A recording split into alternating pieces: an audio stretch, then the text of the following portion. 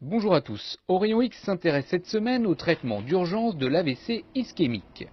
Neuroradiologue au CHU de Grenoble, le docteur Florence Taon vous décrit le cas de ce patient de 52 ans qui présente les symptômes typiques de l'accident vasculaire cérébral. Grâce à une rapide prise en charge orchestrée par le 15, il bénéficie alors d'un traitement par thrombectomie mécanique. Explication. C'est un patient en fait de 52 ans qui a présenté une hémiplégie, une négligence et une hémianopsie latérale homonyme à 22h50 et qui est pris en charge par la filière AVC en faisant l'appel au 15 et qui arrive à l'hôpital une heure après le début de ses symptômes. On était donc à peu près à minuit à l'hôpital. Le patient a bénéficié d'un scanner sans injection et d'un scanner avec injection pour la perfusion du cerveau et pour l'anatomie des vaisseaux. Donc la première chose que l'on élimine, c'est que le patient n'ait pas d'hémorragie à l'intérieur du cerveau. Donc là, on voit bien que le patient ne présente pas d'hyperdensité spontanée, un hématome au niveau du cerveau.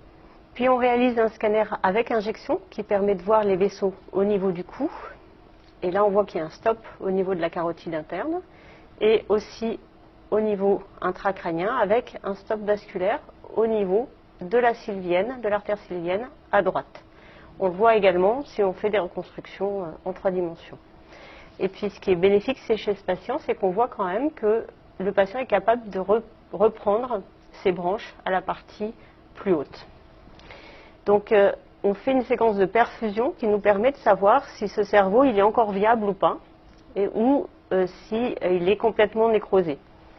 Donc, la séquence de perfusion est une acquisition en temps réel au niveau du cerveau qui nous permet de faire des cartes de couleur de l'arrivée de sang au niveau du cerveau. Donc là, ici, on voit que le volume de sang est préservé. Donc c'est un tissu cérébral. Si même le patient est déficitaire, on peut arriver à sauver ce tissu-là.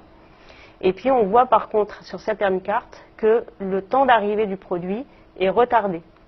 Donc du coup on a une carte du tissu qu'on peut sauver en vert, et puis quand on ne peut pas le sauver, il apparaît en rouge. Donc ce patient-là est donc, on arrive tôt, et ce patient est un très bon candidat à la revascularisation, puisqu'on sait que ce tissu en vert, qui ne fonctionne pas à l'examen clinique, va mourir si on ne fait rien, alors que si on recanalise, il va pouvoir être sauvé et on va pouvoir récupérer cette fonction neurologique. Avec l'équipe de neurovasculaire, il va y avoir une fibrinolyse IV, c'est-à-dire on va passer un produit par les artères, le temps d'ouvrir la salle et de s'installer en salle d'angiographie pour aller chercher le caillot. Donc on n'attend pas qu'elle ait fini d'agir pour savoir si on sauve ou pas le tissu. Donc là on voit le stop artériel au niveau de la carotide droite. On injecte de l'autre côté pour s'assurer que la fibrinolyse n'a pas recanalisé au niveau cérébral, sinon on s'arrêterait. Et à travers cette sténose, on va passer un cathéter pour arriver à une partie plus saine.